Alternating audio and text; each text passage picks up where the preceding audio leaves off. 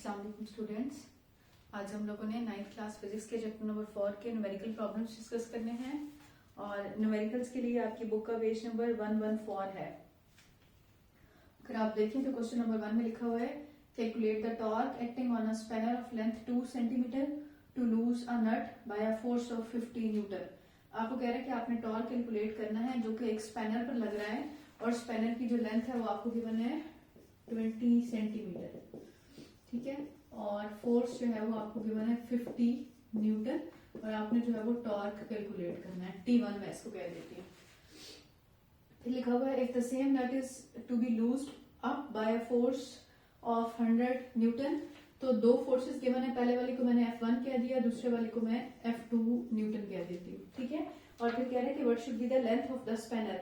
आपने जो है वो length of the spanner calculate करनी है। पहले वाली L1 थी तो इस वाली लेंथ को मैं L2 कह देती हूँ, ठीक है। तो सबसे पहले हम क्या करेंगे कि हम लिखेंगे टॉर्क 1। टॉर्क का फॉर्मूला हमारे पास होता है F1 मल्टीप्लाइड बाय L1। तो टॉर्क 1 हमारे पास आ जाएगा, F1 की वैल्यू है 50 न्यूटन इंटू L1।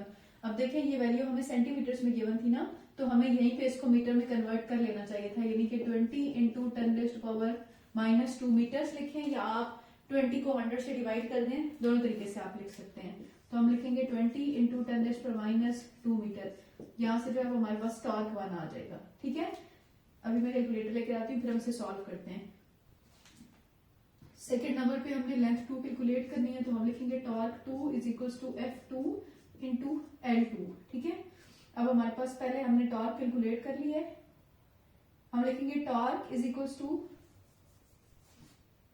नेक्स्ट जो है वो हम लिखेंगे torque is equal to F2 multiplied by L2। Torque हमने पहले से कैलकुलेट किया होगा, F2 की वैल्यू हमारे पास क्या है 100 है, इंटू L2 हमें सॉल्व करना है। टॉर्क मैं एज इट इज लिख देती हूँ। पहले हम ये वाली सिंप्लीफाई करते हैं, फिर हम यहाँ पर इसको पुट करेंगे और सिंप्लीफिकेशन करने से हमारा आंसर आ जाएगा। तो सबसे पहले 20 एक्सपोनेंट -2 मल्टीप्लाई कर लेते हैं 50 के साथ, तो हमें यहाँ से आंसर मिला है 10 न्यूटन मीटर, ठीक है। इस वैल्यू को उठा के यहाँ पे पुट करते हैं, 10 newton metre is equal to 100 multiplied by L2। आपने L2 की वैल्यू कैलकुलेट करनी है, तो 10 डिवाइडेड बाय 100 आ जाएगा। तो 10 डिवाइडेड बाय 100 हम सॉल्व कर लेते हैं, हमारे पास आंसर आ गया 0.1 metres is equal to L2। आप अगर अपनी बुक देखें तो आपकी बुक में टॉर्क 1 की जो वैल्यू है वो 10 न्यूटन मीटर है और एंड 10 सेंटीमीटर लिखा है। सेंटीमीटर क्यों कि हमने जो आंसर लिया है वो मीटर्स में लिखा है ना, तो अगर हम इसको कन्वर्ट करना चाहें तो हम लिखेंगे फॉर कन्वर्टिंग इनटू सेंटीमीटर। 0.1 को मल्टीप्लाई 100 से कर दें तो हमारा आंसर जो है वो सेंटीमीटर में कन्वर्ट हो जाता है।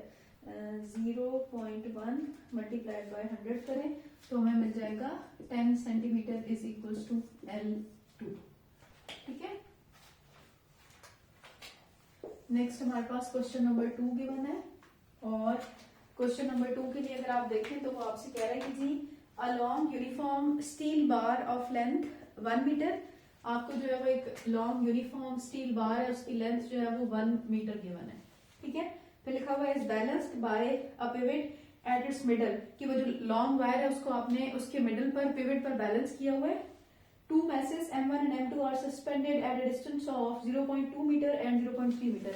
तो दो मैसेज है, इसका मतलब है L1 जो है वो 0.2 मीटर है और L2 जो है वो 0.3 मीटर है। और ये L1 L2 क्या है, डिस्टेंस फ्रॉम द पिवट, ठीक है। मैं यहाँ पे लिख भी देती हूँ, ये है क्या चीज, ये है डिस्टेंस फ्रॉम पिवट, ठीक है।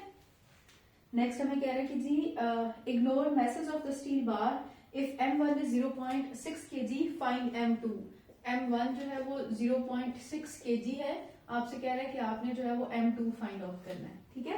अब मैंने आपको कहा था कि टॉर्क के न्यूमेरिकल्स में हमें सबसे पहले न्यूमेरिकल को सॉल्व करने के लिए फ्री बॉडी डायग्राम बनानी पड़ती है ना, तो हम अपनी आसानी के लिए डायग्राम कंस्ट्रक्ट कर लेते हैं कि ये एक लॉन्ग स्टील वायर है, ठीक है। हमारे क्वेश्चन में लिखा हुआ है कि स्टील वायर के मास को आपने इग्नोर कर देना है। फिर हमें बताया हुआ है कि जी इसकी जो लेंथ है वो है 1 मीटर, ये 1 मीटर लॉन्ग है, ठीक है।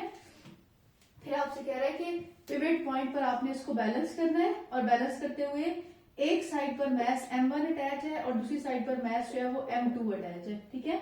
m1 की वैल्यू उसने हमें 0.6 किलोग्राम बताई हुई है और m2 की वैल्यू जो है वो हमने कैलकुलेट करनी है, ठीक है। और distance from the pivot L1 जो होगा ये distance from the pivot of mass m1 होगा, यानी कि पिवट से लेकर m1 तक का जो डिस्टेंस है L1 ये हो गया 0.2 मीटर और यहाँ पे हो गया L2 0.3 मीटर, ठीक है। अब इसको आपने बैलेंस किया हुआ है, इसका मतलब है जो क्लॉकवाइज टार्क होगा वो एंटी क्लॉकवाइज टार्क के इक्वल होगा। तो अब हम यहाँ से देख लेते हैं कि क्लॉकवाइज टार्क कहाँ प्रोड्यूस हो रहा है और एंटी क्लॉकवाइज टार्क कहाँ प्रोड्यूस हो रहा है। देखें ये वाला जो मैस है ये बॉडी को यूं रोटेट करवाएगा, इसका मतलब है यहाँ से टॉर्क जो है वो क्लॉकवाइज प्रोड्यूस हो रहा है, ठीक है। ये वाला मैस बॉडी को सिर्फ रोटेट करवाएगा, इसका मतलब है यहाँ से जो टॉर्क है वो एंटी क्लॉकवाइज प्रोड्यूस हो रहा है, ठीक है स्टूडेंट्स। हमने ये देखा हुआ है कंडीशन हमारे पास क्या होती है, sum of torque acting on the body should be 0। इसका मतलब है जो एंटी क्लॉकवाइज टॉर्क है उसको हम हमेशा पॉजिटिव लेते हैं टी एंटी क्लॉकवाइज, और क्लॉकवाइज जो है उसको हम हमेशा नेगेटिव लेते हैं T clockwise is equals to 0। इसका मतलब है इसको आप 0 की तरफ शिफ्ट करें तो ये पॉजिटिव हो जाएगा, torque anticlockwise is equals to torque clockwise हो जाएगा, ठीक है। अब इन दोनों में हम वैल्यूज पुट कर लेते हैं। तो एंटी क्लॉकवाइज में हमारे पास क्या है m2 मल्टीप्लाइड बाय L2, ठीक है। और जो हमारे पास क्लॉकवाइज है उसके लिए क्या है m1 मल्टीप्लाइड बाय L1। अब देखें टॉर्क के लिए मैंने ये क्यों लिखा कि हमारे पास टॉर्क का फॉर्मूला होता है ना L क्रॉस F। अगर 1 है तो L1 F1 आ जाएगा और अगर 2 है तो L2 F2 आ जाएगा, ठीक है। और यहाँ पे F जो है वो फोर्स है ना, यानी कि वेट है, और वेट का formula W is equal to mg होता है। आप पुट करें तो भी ठीक है और कैंसिल कर दें तो भी ठीक है। अगर मैं यहाँ पे लिख दूं तो मैं यहाँ पे यूं लिखूंगी ना W2 मल्टीप्लाइड बाय L2 और यहाँ पे मैं लिखूंगी W1 मल्टीप्लाइड बाय L1, ठीक है। और W यहाँ पे आ जाएगा वेट का फॉर्मूला mg m2g और यहाँ पे आ जाएगा m1g। अब देखें जी यहाँ पर भी मौजूद है, जी यहाँ पर भी मौजूद है, तो आप इस g को दोनों तरफ से कैंसिल कर सकते हैं, इसलिए मैंने पहले वाले स्टेप में लिखा नहीं था।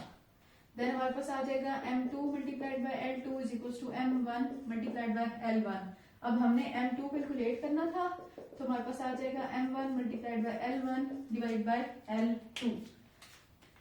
वैल्यूज पुट करते हैं और सिंप्लीफाई करते हैं। m2 is equal to m1 L1, m1 की वैल्यू है 0.6 किलोग्राम इंटू L1 है 0.2 मीटर डिवाइडेड बाय L3 जो है वो है 0.3 मीटर। यहाँ से हम इसको सिंप्लीफाई करके अपना m2 कैलकुलेट कर लेंगे। 0.6 को मल्टीप्लाई कर लेते हैं 0.2 के साथ तो हमारे पास आंसर आ रहा है 0.12 metre divided by 0.3। 0.12 divided by 0.3 तो हमारे पास आंसर आ जाएगा 0.4 किलोग्राम। m2 की वैल्यू जो है वो हमें 0.4 किलोग्राम मिल गई है। अब देखिए आप ना sum of torque acting on the body is equal to 0 कह सकते हैं, या आप यूं भी लिख सकते हैं कि अगर डायरेक्ट आप ये वाली इक्वेशन लिखना चाहें ना तो आप ये भी कह सकते हैं कि चूंकि वो जो स्टील रॉड है वो बैलेंस हुआ है, for balancing the steel rod लिखा हुआ है ना, तो बैलेंस कोई चीज तभी होती है जब उस पर लगने वाला जो क्लॉकवाइज टार्क है और जो एंटी क्लॉकवाइज टार्क है वो आपस में इक्वल हो। तो आप चाहें तो आप directly torque anticlockwise is equal to torque clockwise वाली इक्वेशन भी लिख सकते हैं, और आप चाहें तो हमने सेकंड कंडीशन ऑफ इक्विलिब्रियम ये पढ़ी थी, यहाँ से स्टार्ट करके भी 2 स्टेप लिखकर अपनी इक्वेशन को फाइनल फॉर्म में लिख सकते हैं। नेक्स्ट हमारे पास क्वेश्चन नंबर 3 है और ये भी हमारा सेम टॉर्क से रिलेटेड क्वेश्चन है।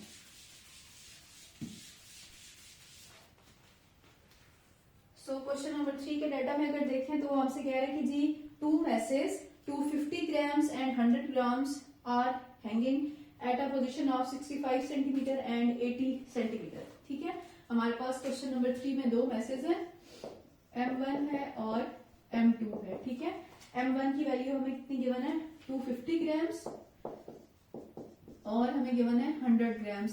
हमें पता है कि मैस का जो ऐसा यूनिट होता है वो किलोग्राम होता है ना, तो हम पहले ये जो 250 ग्राम्स है और ये जो 100 ग्राम्स है हम इसको किलोग्राम्स में कन्वर्ट कर लेते हैं। तो हमारे पास आ जाएगा 250 डिवाइडेड बाय 1000 और हमारे पास आ जाएगा 100 डिवाइडिंग बाय 1000। पहले हम इसको सिंप्लीफाई कर लेते हैं फिर हम वैल्यू पुट करेंगे। 250 डिवाइडेड बाय 1000 करें तो हमारे पास आंसर आता है 0.25 किलोग्राम्स। 0.25 0.25 किलोग्राम्स, ठीक है। और 100 डिवाइडेड बाय 1000 करें तो हमारे पास आता है 0.1 किलोग्राम, 0.1 किलोग्राम्स, ठीक है। अच्छा, नेक्स्ट कह रहा है कि are hanging at a position of 65 centimetre and 80 centimetre, कि जो दोनों हैं वो पिवट पॉइंट्स थे, एक जो है वो 65 सेंटीमीटर पर और एक 100 सेंटीमीटर पर आपने प्लेस किया हुआ है, respectively on a uniform metre rod pivoted at a 50 centimetre mark as shown. तो अगर आप डायग्राम में देखें तो आपको 50 सेंटीमीटर मार्क पर पिवट पॉइंट उसने शो करके दिखाया हुआ है।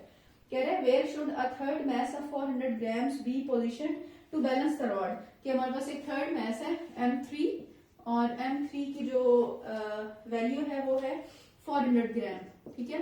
पहले हम इसको कन्वर्ट कर लेते हैं, 400 divided by 1000, 400 divided by 1000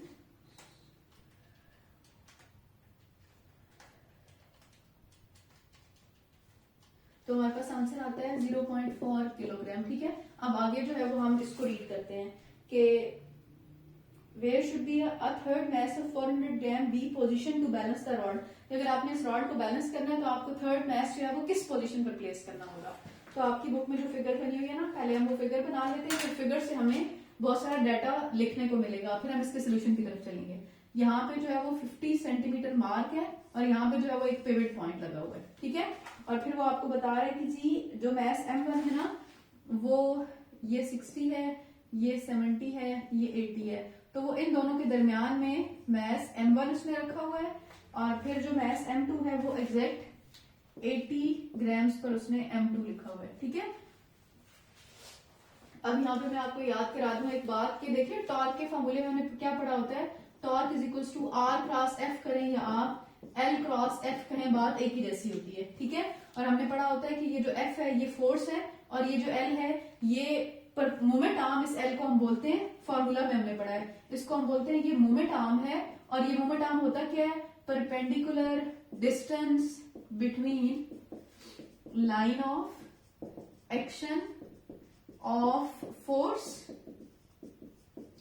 and axis of rotation, ठीक है। अब ये बात आप समझ लेंगे कि हम मजीद डाटा कैसे लिखेंगे। तो देखिए अगर इस हम M1 के लिए देखें ना स्टूडेंट्स, तो जहां पर हमारा मैस एक्ट कर रहा है, अगर आपने मैस से फोर्स बनानी है तो हम W is equal to mg लिख सकते हैं ना, और weight is also a type of force. इसका मतलब है यहां से ऊपर नीचे हम जो लाइन ड्रॉ करेंगे वो हो जाएगा line of action of force, और ये वाला पॉइंट जो है वो आपको बताया हुआ है कि पिवट पॉइंट है, ऐसे ही है ना। और मैंने कहा था आप पिवट कहें, आप एक्सिस ऑफ रोटेशन कहें, आप फलक्रम कहें, तमाम बातों का एक ही मतलब होता है। इसका मतलब है ये एक्सिस ऑफ रोटेशन हो गया, तो यहां से यहां तक का जो डिस्टेंस होगा एक्सिस ऑफ रोटेशन और line of action of force के दरमियान में, उसको हम मोमेंट आर्म कहेंगे। यानी कि मैं यूं लिख सकती हूँ कि L1 जो है वो हमारे पास कितना हो जाएगा, ये 65 है, ये 50 है, तो हमें यहां से मिल जाएगा 15 सेंटीमीटर, ठीक है। इसी तरह से देखें ये M2 है, इसके लिए line of action of force ये हो जाएगा, एक्सिस ऑफ रोटेशन यही हो जाएगा, तो L2 हमें कितना मिल जाएगा कि line of action of force और एक्सिस ऑफ रोटेशन के दरमियान में फासला कितना है, आप कहेंगे 80 माइनस 50, तो हमें मिल जाएगा स्टूडेंट्स 30 सेंटीमीटर, ठीक हो गया। और फिर रैंडम आपकी बुक में उसने एक थर्ड मैस यहाँ पर अटैच किया हुआ है जिसको M3 कहा हुआ है, मतलब उसने ये रैंडम अटैच किया है। आपसे कहा है कि अगर आपने इस रॉड को बैलेंस करना है तो इस M3 को आपने पिवट से कितने डिस्टेंस पर प्लेस करना है ताकि आपको इस पूरे रॉड को बैलेंस कर सकें। तो हम कहते हैं कि जी ये जो डिस्टेंस है ये L3 है, यानी कि line of action of force और एक्सिस ऑफ रोटेशन के दरमियान में, और ये x जो है ये मेजर हमारा काम है, हमने कैलकुलेट करना है कि इस मैस को हम कहां पर प्लेस करें ताकि हमारा जो रॉड है ये कंप्लीटली बैलेंस हो जाए, ठीक है। अब एक दफा फिर आप डेटा को पढ़ लें, फिर हम इसके सोल्यूशन की तरफ चलते हैं। देखिए two masses 250 gram and 100 gram are hanging at a position 65 centimetre and 80 centimetre respectively on a uniform metre rod pivoted at 50 centimetre mark as shown. 50 centimetre mark पर हमने इसको पिवट किया हुआ है और दो मैसेज जो है वो हमने इसके साथ अटैच किए हुए हैं।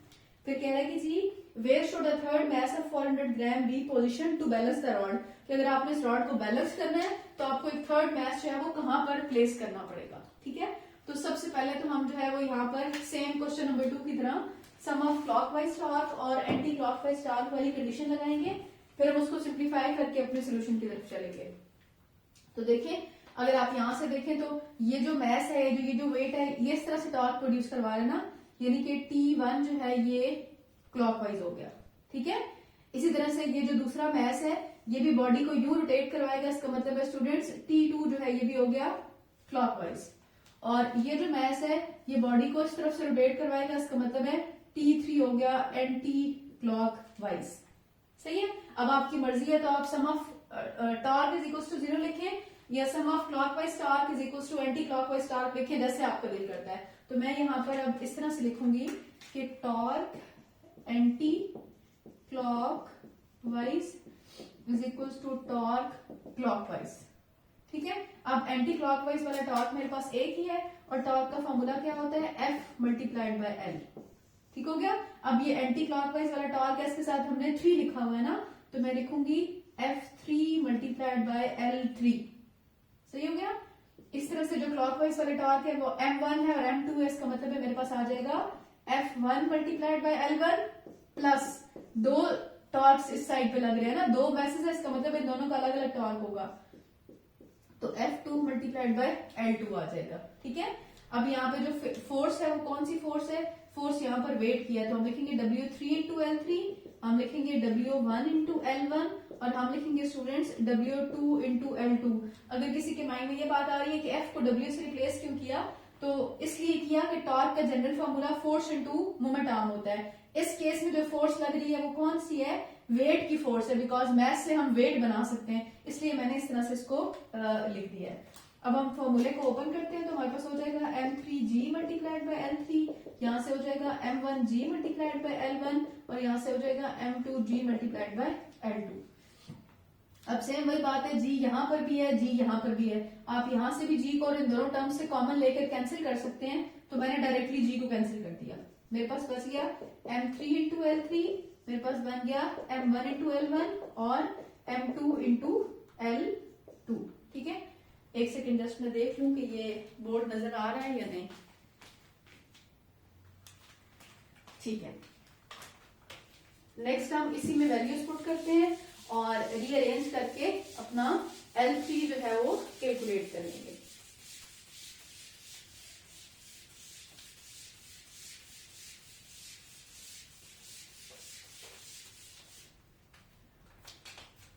जी तो हमने M3 कैलकुलेट करना था स्टूडेंट्स, तो M3 इधर ही रह जाएगा, हमारे पास आएगा M1 multiplied by L1, M2 multiplied by L2 divided by L3 is equals to, ये हमने सिंप्लीफाई कर लिया, ठीक है। M3 is equals to M1 था 0.25 मल्टीप्लाइड बाय L1 था 15 प्लस M2 था हमारे पास 0.1 multiplied by 30 divided by L3, sorry हमने L3 कैलकुलेट करना था, M3 हमें गिवन था, सॉरी M3 यहां आ जाएगा और L3 हमें कैलकुलेट करना था, ठीक है। तो M3 की वैल्यू हमारे पास क्या थी, M3 की वैल्यू थी 0.4। अब हम इसको सिंप्लीफाई करके पहले L3 कैलकुलेट करते हैं और फिर हम X फाइंड कर लेंगे। सो 0.25 मल्टीप्लाइड बाय 15 करें तो 3.75 आ जाएगा, 3.75 प्लस 0.1 मल्टीप्लाइड बाय 30 करें तो हमारे पास आ जाएगा 3 डिवाइडेड बाय 0.4। L3 की वैल्यू हमारे पास आएगी 3.75 प्लस करना था 3.75 प्लस 3 6.75 डिवाइडेड बाय 0.4, L3 आ जाएगा 6.75 डिवाइडेड बाय 0.4, तो ये हमारे पास आ गया स्टूडेंट्स 16.875 सेंटीमीटर्स में, ठीक है। अब हमें L3 यानी कि जहां पर आपने मैस अटैच किया था और पिवट पॉइंट यहां तक का डिस्टेंस आ गया, अब आपने कॉर्नर से ये वाला डिस्टेंस कैलकुलेट करना है, ठीक है। तो कॉर्नर से इस डिस्टेंस को कैलकुलेट करने के लिए हम क्या करेंगे कि टोटल लेंथ यहां से लेकर यहां तक की 50 है, 50 में से अगर आप L3 माइनस करें तो हमें X मिल जाएगा ना, या चले मैं आपकी आसानी के लिए यूं लिख दूं कि X plus L3 is equals to 50 है, और ये मैंने कहां से लिखा, ये मैंने फ्रॉम डायग्राम लिखा, फ्रॉम गिवन डायग्राम, ठीक है। तो अगर हम x कैलकुलेट करना चाहते हैं तो वो हमें क्या मिलेगा 50 माइनस L3 यानी कि 50 माइनस 16.875। तो हम कर लेते हैं 50 माइनस 16.875, हमारे पास आंसर आ जाएगा 33.125 सेंटीमीटर। x का आंसर आ जाएगा। ठीक है, अगर आप अपनी बुक देखें तो हमें बुक में क्या लिखा हुआ है 33.1 लिखा हुआ है सेंटीमीटर। हमारे पास इस क्वेश्चन का आंसर आ गया। नेक्स्ट हम क्वेश्चन नंबर 4 सॉल्व करते हैं। क्वेश्चन नंबर 4 में देखें तो लिखा हुआ है अ कार वेइंग 1200 किलोग्राम्स, यानी कि जो कार किलोग्राम है और साथ में वेइंग लिखा हुआ है तो हमेशा हम यूनिट को देख के फिजिकल क्वांटिटी के बारे में इंफॉर्मेशन कलेक्ट करते हैं। किलोग्राम है तो फिर ये हमें मास गिवन होगा 1200 किलोग्राम्स। ठीक है, फिर लिखा हुआ है KG enters a round boot with a diameter of 60 metres. Diameter जो है वो आपको 60 मीटर्स गिवन है। ठीक है, at a speed of v की वैल्यू जो है वो 25 किलोमीटर पर आवर गिवन है। ठीक है, आपसे क्या कह रहा है कि calculate the centripetal force acting on the car as it navigates the curve. आपने जो है वो सेंट्रीपिटल फोर्स कैलकुलेट करनी है, यानी कि एफसी कैलकुलेट करनी है। फॉर्मूला होता है mv²/r। सबसे पहले तो हम देख लेते हैं कि हमें डायमीटर गिवन है लेकिन हमने रेडियस कैलकुलेट करना है। तो रेडियस कैसे आएगा, हमें पता है as d is equals to 2r होता है। r लेना है तो वो d/2 हो जाएगा, यानी कि 60/2 करेंगे तो हमारे पास आ जाएगा 30 मीटर रेडियस की वैल्यू। ठीक है, और दूसरी बात यह है कि हमें वेलोसिटी किलोमीटर्स पर आवर में गिवन है, हमें मीटर्स पर सेकंड में चाहिए होती है। 25 multiplied by 1000 divide by 3600। Kilo जो होता है वो 10⁻³ होता है, यानी कि मल्टीप्लाई 1000 करेंगे, और r है तो 1 आवर में 60 मिनट होते हैं और हर मिनट में 60 सेकंड होते हैं। तो 60 मल्टीप्लाइड बाय 60 करें तो 3600 हमें मिल जाएगा। अब इसको हम सिंप्लीफाई कर लेते हैं, डिवाइडेड बाय 3600। तो हमारे पास आंसर आता है स्टूडेंट 6.94 मीटर पर सेकेंड। 6.94 मीटर पर सेकेंड इस फॉर्मूले में पुट करते हैं। मास गिवन था 1200, वेलोसिटी है 6.94 का स्क्वायर डिवाइड बाय 30। एफसी की वैल्यू आ जाएगी 1200 मल्टीप्लाइड बाय 6.94 का स्क्वायर, तो ये होता है 48.1636 डिवाइड बाय 30। एफसी की वैल्यू आ जाएगी 1200 मल्टीप्लाइड बाय 48.1636 डिवाइडेड बाय 30। तो हमारे पास एफसी का आंसर आ जाएगा 1926.5 न्यूटन। ठीक है, अब अगर आप अपनी बुक में देखेंगे तो इसका आंसर आपकी बुक में कुछ और लिखा हुआ है। बुक में लिखा हुआ है 693 पॉइंट न्यूटन। तो अगर सेंट्रीपिटल फोर्स का फॉर्मूला जो हमारे कोर्स में गिवन है वो भी यही गिवन है, होता भी यही है, और अकॉर्डिंग टू डेटा अगर हम देखें तो हमारे पास यही करेक्ट आंसर है, बुक वाला आंसर करेक्ट नहीं है। नेक्स्ट हमारे पास न्यूमेरिकल में देखें लिखा हुआ है a geostationary satellite revolve around the earth in an orbit of 4200 kilometre. ठीक है, in an orbit of 4200 kilometre, इसका मतलब है हमें रेडियस गिवन है r is equals to 4200 kilometre है। ठीक है, जियोस्टेशनरी सैटेलाइट है जो कि रिवॉल्व कर रहा है अर्थ के करीब। हमसे क्या है find the orbital speed of the satellite at this height. आपने जो है वो v ऑर्बिटल कैलकुलेट करनी है। फॉर्मूला होता है 2πr डिवाइड बाय t। अब देखें 2π कॉन्स्टेंट्स हैं, r की वैल्यू अभी क्वेश्चन में गिवन है, t हमें कैसे पता चलेगा। तो हम कहते हैं कि जियोस्टेशनरी सैटेलाइट्स वो होते हैं जो कि अर्थ के गिर्द अपना 1 कंप्लीट रोटेशन 1 डे में कंप्लीट करते हैं। ठीक है, ये जियोस्टेशनरी सैटेलाइट भी अर्थ के अराउंड अपना 1 कंप्लीट रोटेशन 1 डे में ही कंप्लीट करेगा। तो फिर हमारे पास t is equals to 1 day आ जाएगा, और सिंप्लीफाई अगर हम करें तो 1 डे के अंदर हमारे पास 86400 सेकेंड्स होते हैं। ठीक है, 1 डे में 24 आवर्स होते हैं, हर आवर में 60 मिनट्स होते हैं और हर मिनट में 60 सेकंड होते हैं। तो सारा कुछ मल्टीप्लाई करें तो 86400 आता है। वैल्यू पुट कर फॉर्मूला में वैल्यूज पुट कर लेंगे तो हमारे पास आ जाएगा 2 multiplied by 3.14 multiplied by 4200 divide by 86400। In values को हम सिंप्लीफाई कर लें तो 2 multiplied by 3.14 multiplied by 4200 divided by 86400 आ जाएगा। तो हमारे पास v नॉट की वैल्यू 0.3052 किलोमीटर पर सेकेंड हमें